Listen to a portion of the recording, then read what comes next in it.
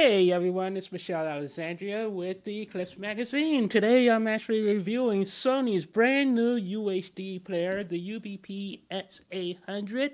I did an unboxing video of this player just a few days ago. It just came out last week. I have to compare this to my Xbox One S and the Samsung K8500 that I had. When you first launched this player, you would notice the menu is very bare bones and actually pretty disappointing. On the box and in all this marketing information, it claims that this player is actually capable of streaming and has a lot of streaming, and it implies that it has a lot of streaming apps, but it actually doesn't. The only streaming apps it has Amazon, Netflix, Vudu, and Opera TV. And if you go over here to add, you can see there's only 4 options, which is ridiculous. And then it also has built-in mirror. It supports Miracast. It also supports media servers. So if you have your media stored on an external hard drive, you can actually plug it directly into the device. It does a really nice job streaming. I tested it a little bit with my 16 terabyte media drive, and it seemed to work okay. That actually wasn't too bad. Now, if you go back home, the problem with the apps are Vudu does not support Vudu 4K, and I'm really starting to hate Vudu because it's so scattershot in how it's doing, it's handling its business. Like, I have a couple of UHD movies, and I would like to be able to watch them on all my various Vudu apps, but the only Vudu app that supports UHD really is the one that goes through my LG OLED TV. That's annoying. Netflix actually supports 4K Netflix, so if you click on here, you can see it supports 4K Netflix. It also supports HDR Netflix, so that's not too bad.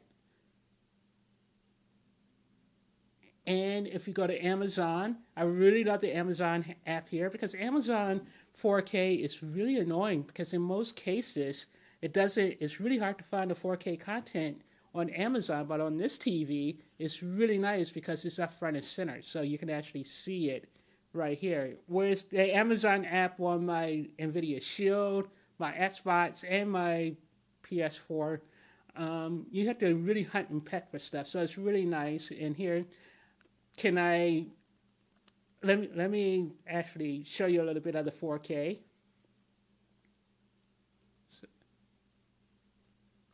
And this is a little bit of Orphan Black in UHD.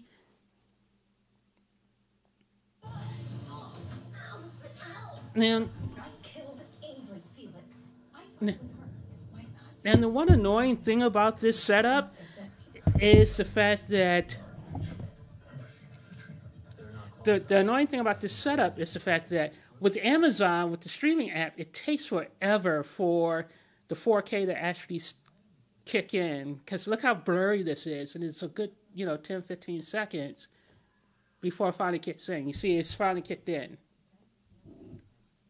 and it looks amazing. Look how beautiful that 4K is.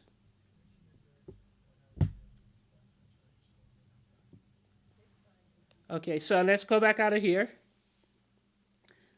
And I'm hoping by doing that I didn't just get flagged. So that's really nice. Now, if you go up into the settings, the setup, there's a lot of different setup options. So you go into setup. You can do software updates, which I already had to do one. You have accessibility settings, screen settings, which you can set your HDR output type, your display type, video resolution, whether it's 24, 4K upscaling. I don't know what Auto 1, Auto 2, and Off upscaling does, but I will tell you, I put in the Batman Blu-ray, Batman Begins Blu-ray, and it looks gorgeous on this TV. So here, let's go back to the settings. You have music settings. You can perform detailed settings so you can do super audio CD playback, super audio playback. Go in here, see what you get. So that's pretty nice. The one thing I really love about this thing is the remote. The remote is fast. It's responsive. Let's see what's in system settings. Go into system settings. So So yeah, very nice. And I really love this remote because it feels nice in the remote feels really nice in your hand. I like the fact that if I hit the fast forward button, the damn thing will actually fast forward without bringing up a menu screen that you got to deal with. So I can actually, it's tactile, so I can actually hit the fast forward, rewind, and play, and the system will automatically do that old school style, which is so refreshing. But my issue with this machine is buggy. Is buggy as heck. When I first set this machine up, what happened was the eject button wouldn't work for a few minutes, and then once it did eject, the eject stuck. It got stuck in the open mode, and I was scared to kind of like press it in because I didn't want to break anything. Eventually, I just pressed it in, and it worked perfectly fine. And I haven't had that issue since. But the other problem is, it sounds like a jet engine half the time. So if you're playing a movie, it sounds really loud. And I'm not normally a person who notices stuff like that when other people scream about how loud like the Xbox or PS4 or whatever it is. I never really notice it, but I really notice it on this machine. My other issue with the machine is while the quality is amazing for the price, the quality is stunning. It's really great. I just don't know if it's worth keeping when you have when I had the Xbox One S, because I think the quality on the Xbox One S is really good in terms of how it handles UHD movies. It's really good. I also like the streaming apps. There are plenty of streaming apps on the Xbox One S, whereas this thing only has 4. So comparatively speaking, I would say the Xbox One S is the better UHD. Yeah, the Sony UHD player, you do get a really nice quality picture, but the Xbox One S is just a slight downgrade. It's not so noticeable that you're going to go, oh my God, this is so terrible and so horrendous. I also don't like the audio output on the Sony. So far, it doesn't work that well with the Sony sound base that I have. And I thought if I hooked it up to the Sony sound base, it would actually produce some amazing quality sound. But I think the Xbox One S actually works better with the Sony sound base than the Sony does. My other issue is with the stupid remote. I have a Sony sound base. I have a Sony PS4, and now I have a Sony UHD player. You would think I would only need one remote to control all that stuff, and I still need 3 separate remotes. That drives me nuts. It drives me crazy. So for all those reasons, I'm strongly leaning towards returning this to Best Buy, although Best Buy banned me from being able to do returns, but that was 9 months ago. So I'm kind of curious to see if they would actually take this back. So I don't know what to do, if I'm going to actually keep this or return it. I'm leaning towards returning it, and if I'm still banned from Best Buy, then I will happily keep it. But I don't know. Check out our other video where I actually show you the comparison videos between the Xbox One S and the Sony Sony Blu-ray player or Sony 4K player. I'm not sure if you'll be able to notice the difference because I shot it on my Panasonic Lumix.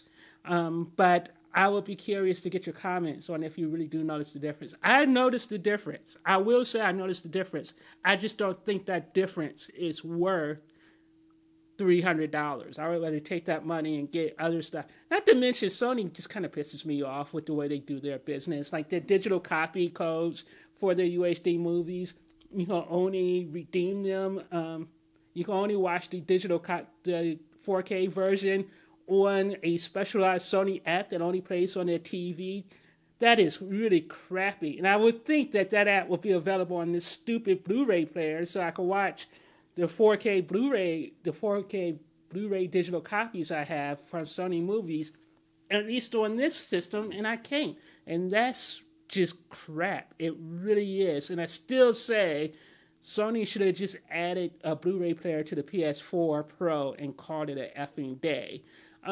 So yeah, I don't know what to do. I could be convinced either way. I do like it for the most part, but some of the hardware issues and the cost involved, I just don't know. Oh, and let me tell you, I couldn't even redeem to get my 2 free movies. The redemption process was kind of broken. I finally redeemed my codes, and what happened was I went in, and half the movies were already gone. And when I finally got to the checkout, it kicked me back out. So now I have to go through the process all over again. And yeah, it's just garbage. It's a hot mess. But I still say at under $300, it's not a bad Blu-ray player. So if you don't want an Xbox One S, and you just want a great 4K player, I think you can't go wrong with this, really. I can't really tell you if it's better than the Oppo or the Panasonic, but those machines are over $600, and this is $300, and it's a second generation UHD player. Not second generation for the Sony, but, you know, it's the second wave of players. So this is a nice machine overall, and at the end of the year, it will support Dolby Vision. So, yeah, there's kind of no reason for you not to get it. So, yeah. That's it. That's my review of Sony's brand new UBP X800 UHD Blu-ray player. And again, check out the other video if you want to see comparisons.